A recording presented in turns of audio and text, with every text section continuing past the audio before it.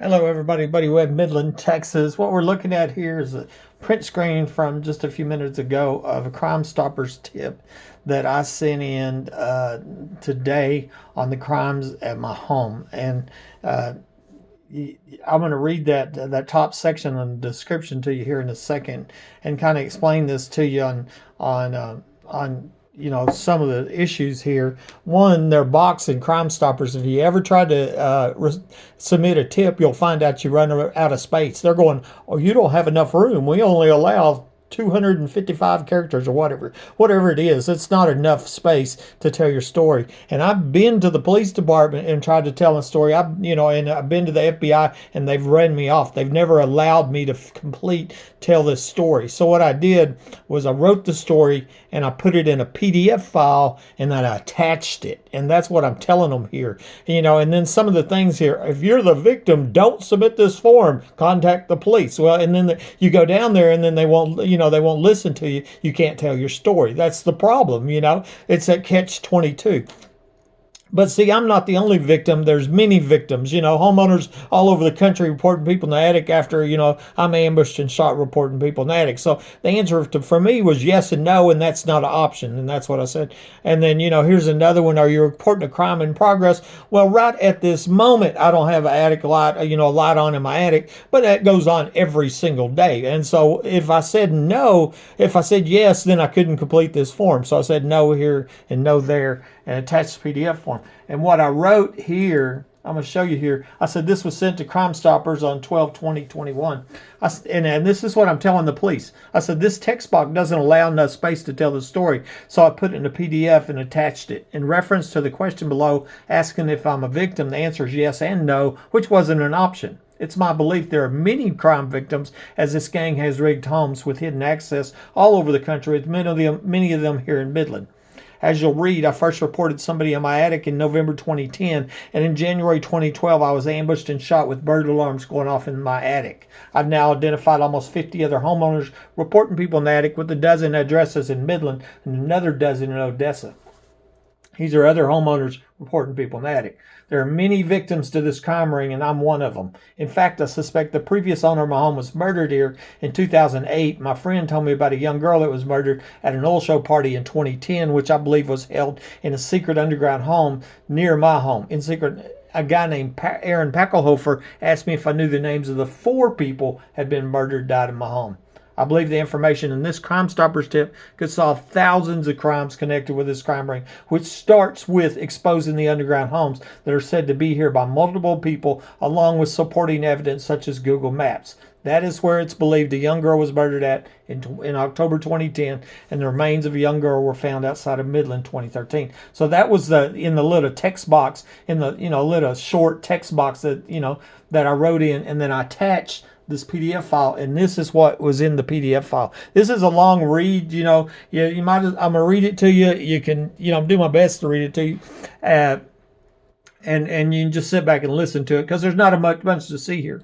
The evidence is in the video files that I attached. That's the police reports, the medical reports, the log files, the screenshots, the recordings. There's tons of evidence, and they're in them videos, and you'll see at the bottom attach them links for the law enforcement to go look at that, because it's just too much to put in here in this little Crime Stoppers tip. Okay, and so here I'm going to start, and this is what the law enforcement got today. Now, the question is, are they going to continue to just ignore these crimes, obstruct justice in these multiple murders, capital murders, and attempted murders, and all these other crimes here? That's to be determined. But the evidence is there for them, and that's what I wanted. That's one reason I wanted a Crime Stoppers tip, so I can go back and prove you got this on this day.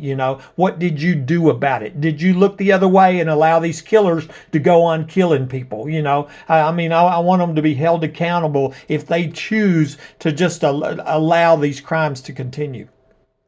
Here's what they got. In January 2012, a group of Midland police were accidentally caught on camera covering up the home invasion and premeditated capital murder attempt on my life. For this reason, I've suspected they were also connected with the suspected murder of the previous owner of my home, Mike Lawhon, and the young girl and a young girl that I was told about being murdered at an underground oil show party in 2010. Aaron Packelhofer told me that 4 people had been murdered, died in my home, but he didn't tell me their names. I was supposed to be the 5th person. The police report for this night for the night of the murder attempt on my life was requested in 2012 and then subpoenaed in 2013, but the police broke the law and hid this report from me and my attorneys, so we didn't know it existed. When I finally got a copy of it in 2019, I saw that it time-stamped officers Davis, Dickey, Chadwell, Angel, and Hale as being at or inside my home when they were not seen arriving on the security cameras, which had seen Martin County Sheriff John Woodward and the late Midland County Deputy Sheriff Mike Naylor minutes earlier. Woodward and Naylor were not dispatched and their names were illegally omitted from the police report, so I suspected they were also under my home that night. And Detective Rosie Rodriguez climbed into my truck at the 7-Eleven store minutes after I was shot and then said she wasn't there. Officer April Chandler lied and said that she was the person who got in my truck. These officers have falsified police reports and tampered with evidence in this near-fatal violent crime. At the hospital, I told Detective Rosie Rodriguez that I recorded burglar alarms going off before I was shot on a voice recorder. Officer Chandler said she found this voice recorder along with 2 .22 guns and they were checked into evidence, but I saw where Sergeant Davis had checked in the guns and not the voice recorder. I made a big point about police stealing evidence in a murder attempt, which I had told them about, and it was later checked in by Matt Davis before he quit the police department. Matt Davis later wrote on my YouTube channel and said that he stole the evidence and nobody will ever find out. I provided a print screen of this to Sheriff Kreiner and DPS. MPD Lieutenant Dickey was time-stamped inside my home at 11:05 p.m. but wasn't seen arriving on the cameras that had seen Woodward and Naylor 4 minutes earlier at 11:01 p.m. All of my other doors were secured with extra locks due to the repeated burglaries that I had been reporting to the police, and this is noted on the police reports. This is what proved that these police were under my home and had came in from the now removed trapdoor the ex-wife had already told me about and from where I'd been ambushed and shot from with my phone lines cut and burglar alarms going off in the attic.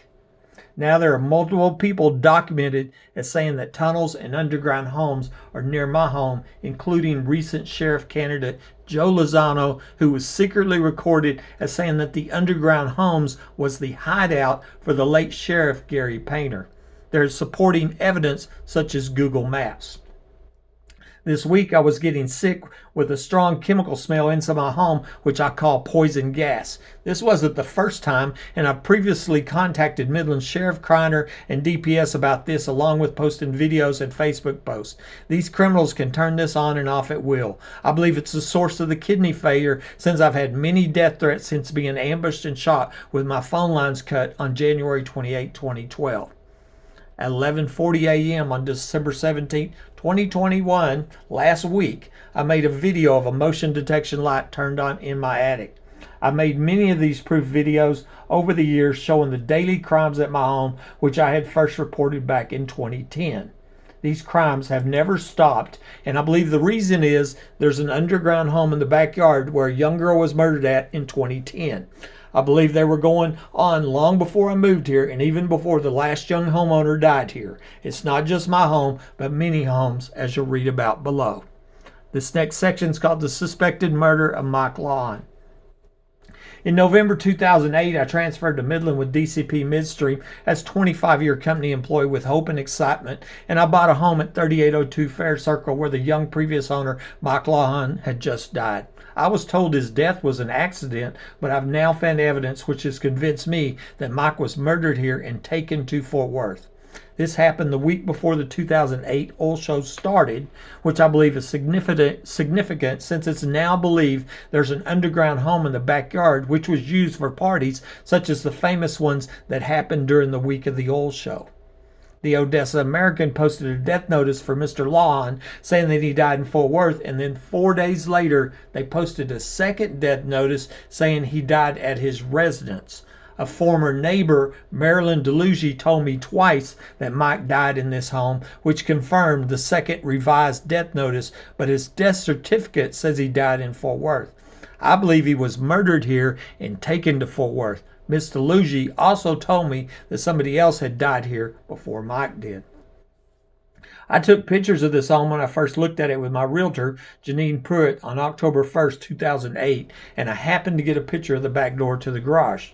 On October 28th of that year, the home inspector, Perkins Brazier, and myself found a hole in that door, which wasn't there at the first of the month, proving a brute force entry had taken place.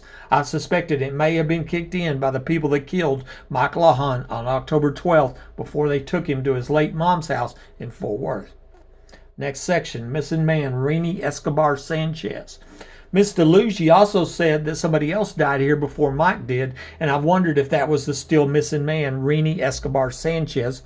He was reported missing from Odessa 3 months before Mike died on July 12, 2008, and his remains have never been found. I had contacted Odessa Crimestoppers in 2013 and suggested they look in my west yard where I smelled a death smell after first moving here, but they never looked.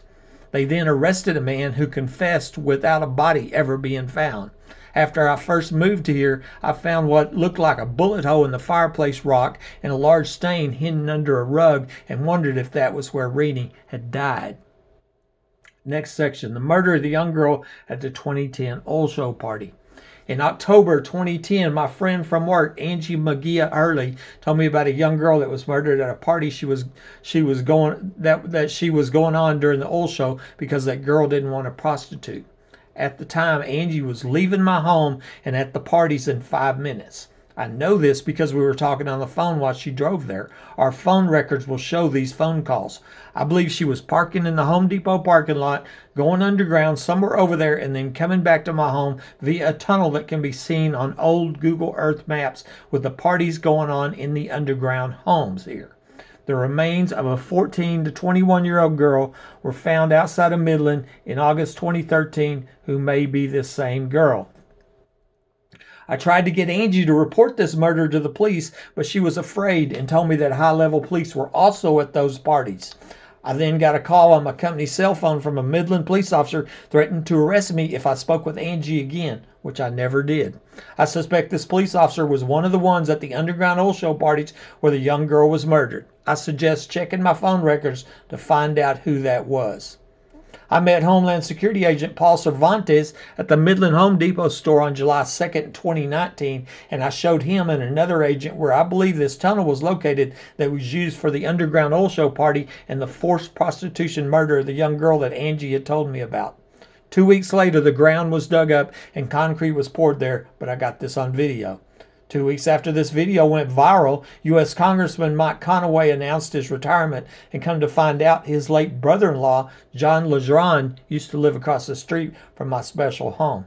3 months later, U.S. Secretary of DHS, Homeland Security, Kevin McClellan, resigned, and 6 days later, U.S. Secretary of Energy, Rick Perry, resigned. He was former governor of Texas, and he was governor when the oil show parties were going on. I've suspected some oil companies were leaning on them to help cover up the oil show party murders, which is why they poured concrete. Haley Dunn murder. 2 months after the oil show parties in 2010, my 13-year-old Haley Dunn from Colorado City, Texas, about 80 miles from here, was reported missing. I later found out that the mother of Haley was a stripper around the time that Haley was reported missing and was told that she was taking Haley to the strip clubs with her. It makes sense that all of the strippers were working at the underground oil show parties, so I've suspected that she may have taken Haley with her to the parties here in October 2010. That would explain the obvious cover-up in the murder of Haley Dunn. I've now documented 10 people via recordings and screenshots saying that Haley was killed in Odessa, and this is who, where, and how. It looks like her murder is connected with other murders over in Odessa, such as Cody Mercer Coker and the suspected murder of Raina Brott. 4 underground homes.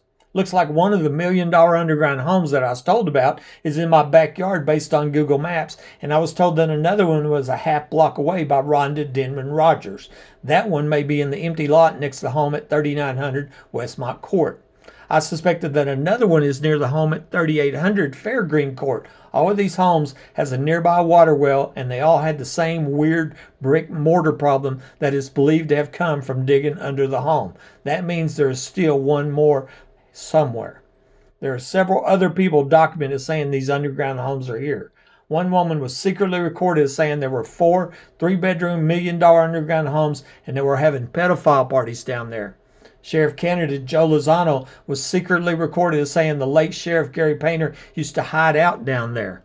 CAD programmer Layla O'Brien said that she worked on this project, which was completed in 1987 with a budget of $7.35 million. She said they were put in for the Bushes, and this was called the Safe House Project. Layla was secretly recorded as saying that she worked for PBK at the time, and they also built a school here in Midland.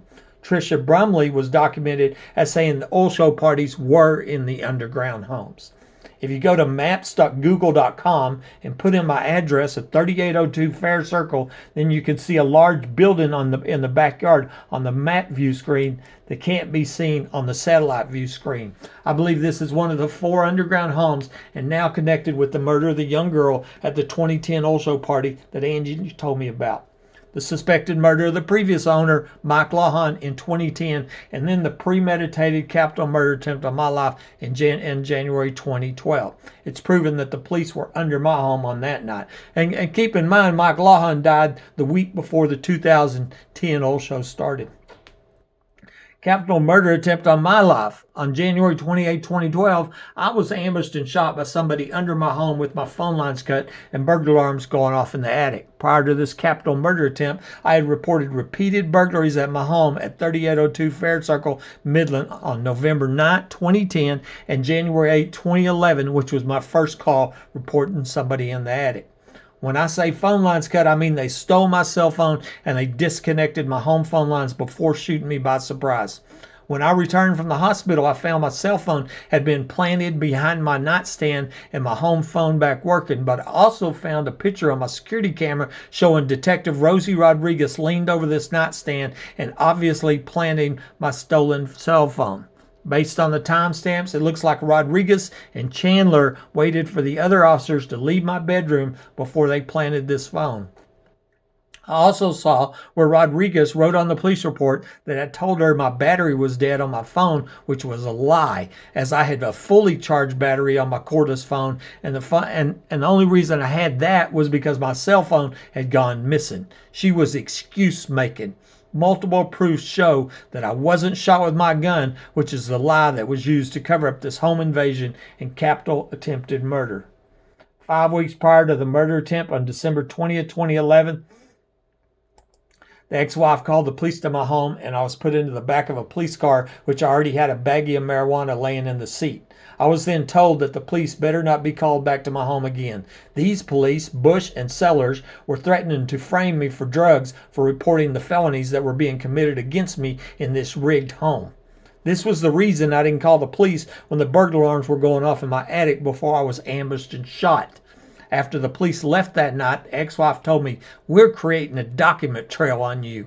I wondered if Mike Lawhon was framed for drugs and they created a document trail on him before he died. I was told that he was incarcerated for drugs when I first looked at this home. The former boyfriend of the ex-wife, Arthur Welch, told me in 2012 that he believed she had a lot to do with the shooting for the things he heard her say and that she threatened to have him killed too. 8 years later in 2020, Arthur posted on his Facebook that he had overheard her planning my murder with her police friends to steal life insurance, and the ex-wife had taken my life insurance books right before the murder attempt when we had separated. During the protective order hearing, I found out that the ex-wife and Detective Rosie Rodriguez were lifelong friends and had gone to grade school together. They both perjured themselves in court and called me delusional. This fulfilled an earlier extortion threat that the ex-wife had admitted to on her recording, where she said if I didn't pay her around $1,800 a month over the crimes at my home, then she was going to tell everybody that I was crazy. I didn't pay, and that's what she and her friend, Detective Rosie Rodriguez, did. The trap burglar. Evidence was found showing that I had unknowingly trapped a burglar earlier this day in my guest bathroom the day of the murder attempt. These would-be killers may have used that as their excuse to try and murder me inside my home during the commission of this felony. Officer April Chandler started to write on an emergency detention form that I'd shot myself, and then she scribbled that out and changed the words to say that I'd caused myself to be shot. She was blaming me when I was home and minding my own business. I had survived a home invasion and premeditated murder attempt with absolute proof showing that I wasn't shot with my gun. I took this evidence to the FBI in 2019 under the advice of DHS, and the duty agent there, who refused to give me his name, pulled up a picture on his phone of my bathroom showing the pry marks on the inside door jamb. He did this without telling me about it, which told me that he knew about the trapped burglar in this capital murder attempt. I suspected that MPD Lieutenant Dickey let out the burglar, as the police report for this night showed that he was inside my home at 11:05 when he wasn't seen arriving on the security cameras that saw Martin County Sheriff John Woodward and the late Midland County Deputy Sheriff Mike Naylor arriving 4 minutes earlier. All of my other doors and windows were secured with extra locks due to the repeated crimes I had been reporting, which told me that Dickey came in from the now removed trap door that the ex-wife had already told me about and from where I'd been ambushed and shot from. In fact, there was a total of 5 officers said to be here and not seen arriving. They were Davis, Dickey, Chadwell, Angel, and Hale. Secret police. After I was shot by surprise with my phone lines cut on January 28, 2012, and then returning from the hospital, now crippled for life, I found pictures on my security cameras of police at my home. This would be suspected, except that when I ordered the police reports, I noticed that I didn't have a report showing police at my home. I didn't know they were withholding the incriminated and falsified police report at this time. On January 4, 2016, I emailed the Chief of Police, Price Robinson, Sheriff Painter, DA Nodoff, AG Paxton, Mayor Morales, former City Council, and others, advising them that I was offering a $2,000 reward to anybody that could identify these secret police, but I got no reply, and the daily crimes continued against me, along with death threats and people asking to order me to sell my home and move. In 2018, Empire Private Investigations collected the reward money and identified all 11 of those secret police that had been secret for 6 years. The first one seen arriving on camera 19 minutes after I called out was Martin County Sheriff John Woodward, who was followed by the late Midland County Deputy Sheriff Mike Naylor. They hadn't been dispatched, and their names had been illegally omitted from the police report that had been illegally withheld for 7 years. In fact, 6 of the 11 names were missing. They had been omitted from the report. Another secret police seen inside my home was the late Midland K-9 police officer Chad Simpson. Chad's name was also not on the police report, and he also hadn't been dispatched. He was alleged to have murdered his wife, Sandra Simpson, and then killed himself 2 months after Naylor supposedly died in the line of duty. Now 2 secret police are dead, and the policeman's wife. One of the main secret police is Detective Rosie Rodriguez, who met me at the 7-Eleven after I crawled out and then said she wasn't there. Officer April Chandler then said she was in my truck at the 7-Eleven. They both lied, and that wasn't the only time either. As I said above, it's now proven that the police were under my home, and it was somebody under my home that had shot me by surprise. Lies spread to cover up this capital crime. Back then, when I was shot, all I had was this crazy story, and I was falsely labeled as crazy after crawling out and surviving this premeditated murder attempt, which left me crippled for life. But that isn't the case anymore. Officer April Chandler made up a lie a few hours after I'd survived the murder attempt and falsely claimed that I was a paranoid schizophrenic, when the truth was I was a survivor of a home invasion and a capital murder attempt. I had not been diagnosed with this horrific disease, nor do I have it. In fact, I was cleared by mental health at the hospital after these life-destroying lies were spread about me to cover up this violent crime. Back then, all I had was this crazy story of people in the attic, but that isn't the case anymore. Now it's known these same crimes are happening across the nation, and there's absolute proof showing that I wasn't shot with my gun. People in the attic. I've identified almost 50 other homeowners reporting people in the attic from California to Alabama, with about a dozen addresses in Midland, another dozen in Odessa. Many of these are calls recorded from my police scanner, and others are people contacted me. I saw a young Hispanic guy in my attic, and I was ambushed and shot with burglar alarms going off my attic. This isn't a mouse, bug, or anything else. These are criminals committing felonies who steal heating, cooling, electricity from the homeowner. Obviously, this is the tip of the iceberg, as this is widespread organized crime and racketeering. Based on evidence found, these criminals have a tunnel under the victim's home which leads up a modified wall with a hidden trap door into the house. This allows them to come and go all they want without being seen. They also use technology to get away with these crimes, as I proved they had hacked my camera's security systems. I suspected it's connected with a human trafficking crime ring. I've also documented multiple people saying that tunnels and underground homes are here, which includes recent sheriff candidate Joe Lozano. I recorded him telling me that these underground homes was a hideout for the late sheriff Gary Painter. A CAD programmer, Layla O'Brien, told me that she worked on this underground safe house project, which was finished in 1987 with a budget of $7.35 million and was put in for the Bushes. At the time, George H.W. Bush was vice president. She said that she worked for PBK at the time. It's easy to see this is where the underground oil show parties were going on and where that young girl was murdered at in 2010, and also connected to the suspected murder of Mike Lawhon the week before the 2008 oil show started, and then the capital murder attempt on my life in January 2012. In fact, local businessman Aaron Packelhofer asked me if I knew the names of the 4 people that had been murdered, died in my home. Medical crimes. A few weeks before I was ambushed and shot with my phone lines cut, my former ex-wife, who had just filed divorce on 5 days earlier, told me with 100% sincerity the secret is a group of doctors are killing people for profit. But what she didn't tell me was that her brother-in-law was a doctor, and come to find out he was the ER doctor on the night that I was shot. It's proven that my x-rays were faked on this night. I testified to this in court on December 18, 2013 at the protective order hearing, which the ex-wife had filed on me, and I also told Texas Ranger Strain this in 2017. In fact, he asked me why would doctors kill for profit, and I suggested that he ask the ex-wife who had told me, and reminded him that I had provided him with a recording of her admitting to trying to extort money from me over the crimes at this home, and if I didn't pay, then she was going to tell everybody that I was crazy. I didn't pay, and that is exactly what she did in court, along with her lifelong friend, Detective Rosie Rodriguez. It's now proven that a still secret lab tech named User N Interface took the x-rays of somebody else and put my name on them. This was done because that guy had been shot with a shotgun and when I hadn't been, but they were trying to say that I had to call this failed murder an accident. This other guy was missing his heel bone, so I believe they took me into surgery and cut off my heel bone to match the faked x-rays. I was intentionally crippled for life in an attempt to cover up this failed murder that was going to give this special home to the sister-in-law of the ER doctor. I had just filed divorce 5 days earlier from a 3-month marriage. User in the interface may be Dr. Hinton, as I saw where he had billed the insurance company for those faked x-rays when his name was not on the ER report. In April of 2012, Dr. Hinton stated on a radiological report that he compared my x-rays from 1/17/12 to others I had taken on 1/19/12, but I was shot on 1/28/12. This clearly wasn't a typo since it's 2 different dates, so I believe somebody else was shot 11 days before me and it was his foot in the faked x-rays.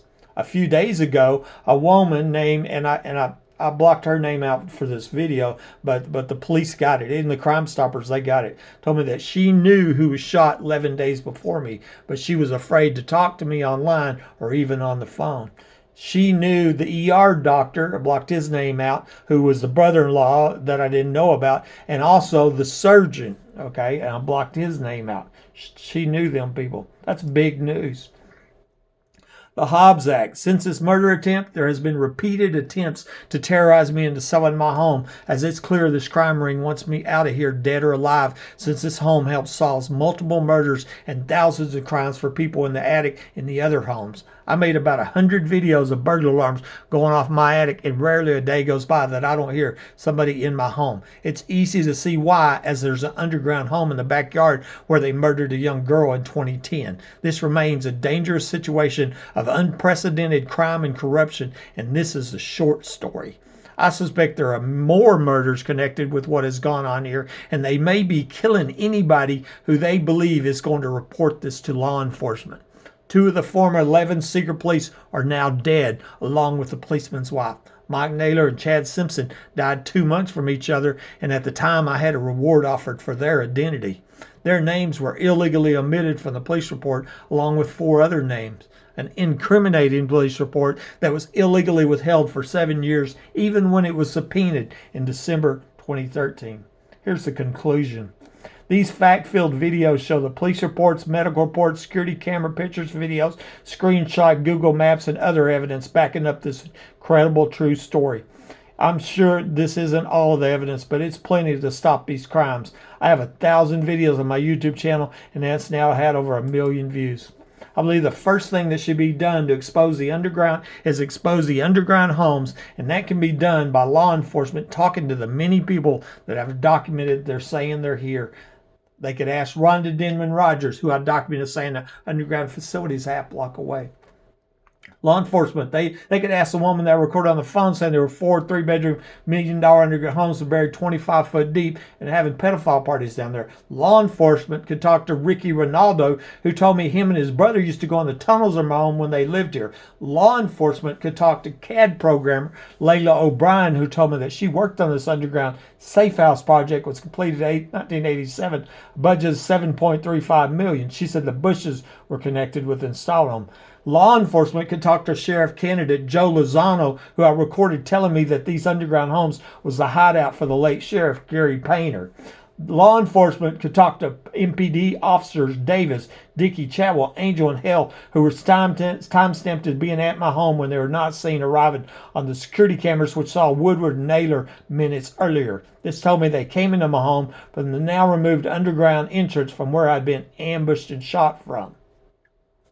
They could ask my ex-wife, who told me there was a hidden trap door in my home before I was ambushed and shot by somebody under my home. They could ask Angie McGee Hurley, who told me that a young girl was murdered at a party she was at during the 2010 Permian Basin International Oil Show, which was 5 minutes drive from my home and believed to be down there. They could ask Google Maps why they're showing a large bunker in my backyard on the map screen, which can't be seen from above ground on the SAT screen. They could ask Homeland Security Agent Paul.